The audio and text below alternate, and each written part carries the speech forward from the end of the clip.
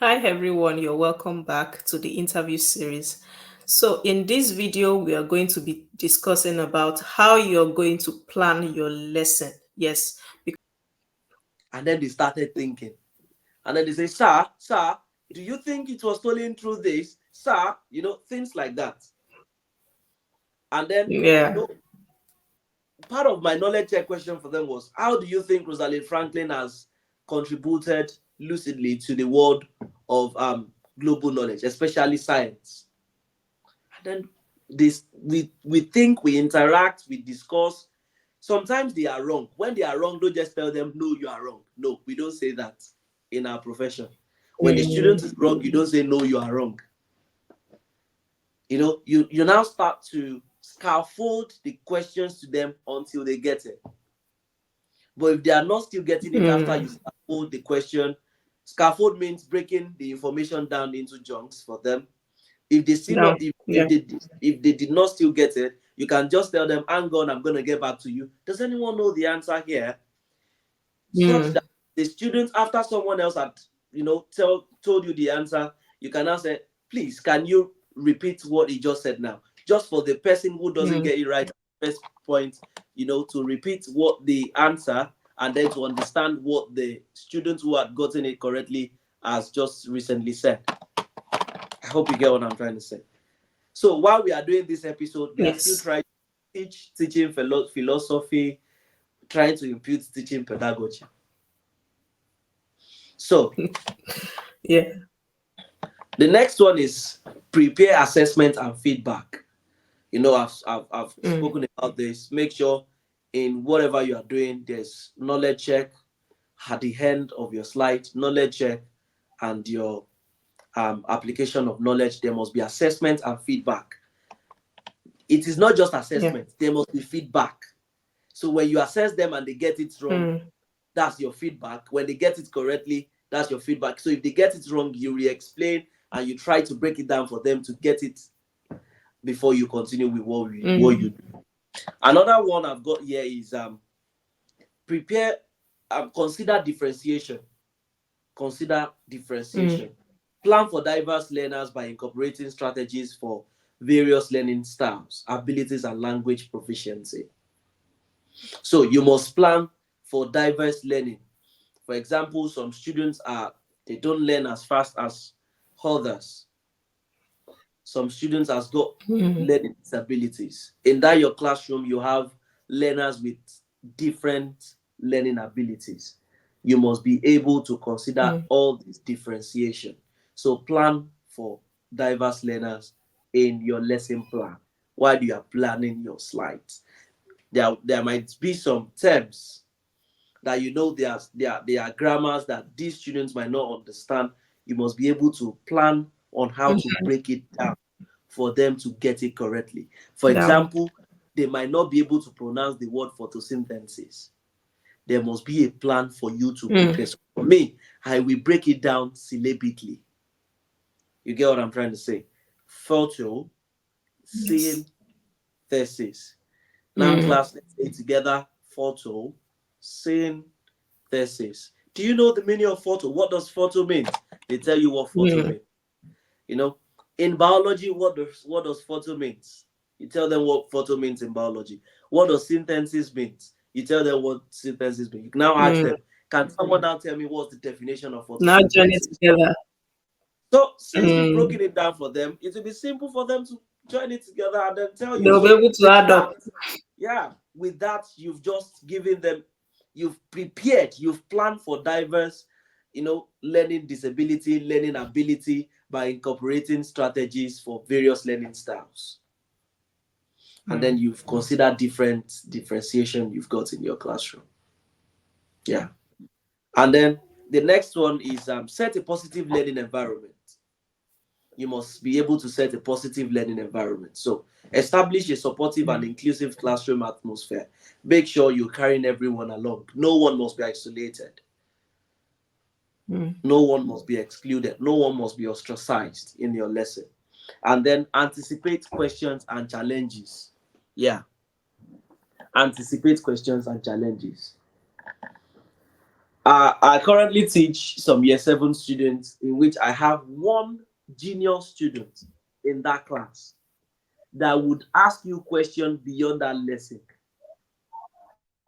Yeah, yeah.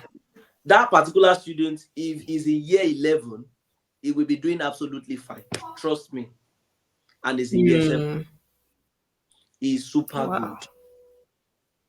So if you do not prepare well before you go for lesson with him, so Mm. sorry, you will be embarrassed. He's not doing it intentionally to bring you down. No, Mm. that's just he has read a lot. Mm. So he's reading about different things. This guy had read about almost everything. If you are talking Mm. about plants, he will tell you everything about plants. So if you do not study well, come on, come, come on, Ah. yeah.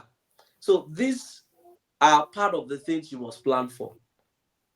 You must plan for them. Mm. So that's part of your And lesson I plan. think when you get the and I think when you get that email for you to come for an interview, if it's not described in your email the learning ability of the student you're going to teach, I think Yeah, you should send an email back to the school to ask the abilities of the student you're going to teach. yeah. You know, many errors people also make is when people see that they will be teaching year 7, they just feel like year 7 they won't know beyond this thing. I hope you get what I'm trying to Mm. say. They just feel I'm teaching year 8. Yeah. They should know beyond this. This should be their horizon. Meanwhile, there might be Mm. special students amidst them that would ask you one question that Yes. will take your leg, and then you wouldn't want to, Mm. you get what I'm trying to say. So, in summary, we have different websites by which you can download PowerPoint to help you, because it might be difficult gathering all these materials yourself to creating Mm. a PowerPoint to use during your micro teaching. I think you mentioned Mm. one before the we start this video. Is it the Twinkle, or what do you call it? Yeah, The twinkle. Yeah. Twinkle. Yeah, there's one particular one I use. You have to subscribe for all these things. They are not free, but it makes your job easier. Yeah. For example, if you want to teach any topic, you just Yes. type it there, and then it gives you a detailed PowerPoint. But the detailed PowerPoint Mm. doesn't mean you just download it and take it to the school. No, And take it. you still have to edit and do all these things we've mentioned. Mm. So there are so many websites online you can subscribe to, and then they will give you PowerPoint. It has all these topics. It's Mm. just to make your work simpler, just to make it easier, Yeah. such that you won't be Mm. creating slides. Some schools, some students wants to see how good looking your slides are, and preparing all these Yeah. slides, did all these websites, you have all these graphics, all these images, all these Mm. videos. The websites I use also have all these videos that can be included, Okay. animations, graphics, Mm-hmm. and all these things, annotations in the slides. So when you download them, you now edit. So your first page, you edit your first page to the topic. And I always do advise. Always make sure your slides, the theme of your slides is related to the color code of your school. For Mm. example, my school color code is green and red. Make sure your slides is relatable to your school color codes. So when you Mm. download these PowerPoints from online, you can just change the theme. It's right there in the PowerPoint setting. So your first Yeah. page should be your topic, your date, your keywords. Some people do include Mm. objectives also on the first page. You can do that. You Yeah. could include your objectives of the lesson in the but make sure the objectives are tier 2 or tier 3 objectives, something related to the topic and relevant to the topic. Yes. So the first page, topic, date, keywords, objectives. The second page, you have your retrieval questions. The third page, you start with your Mm. introduction, and the remaining page, the structure, just like I've discussed, your structure, engaging Yeah. relevant materials for the lesson. And then at the last page, you have your knowledge check slide just to assess them Okay. based on what they've done.